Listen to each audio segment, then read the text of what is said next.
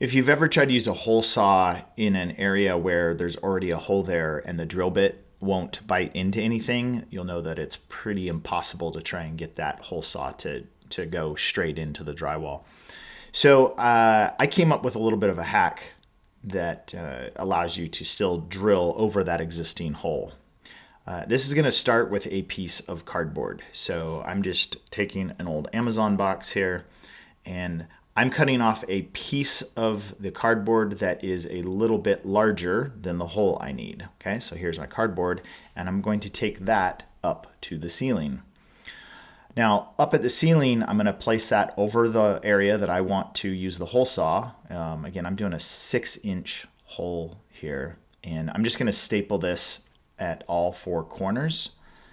And then once that's stapled to the ceiling, I'm going to go back and grab my hole saw. All right, with the cardboard there, you can now put your hole saw where you want it. Maybe you already marked it.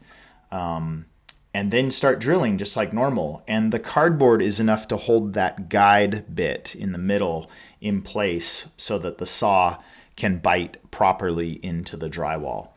And so it works as though it was just a blank piece of drywall. And when you're done, you have a nice perfect hole right where you wanted it.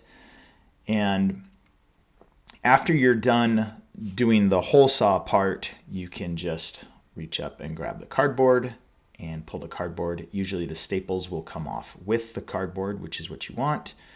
And when you're done, you have a nice, perfect hole. So that's it. Quick, simple way to hole saw over an existing hole.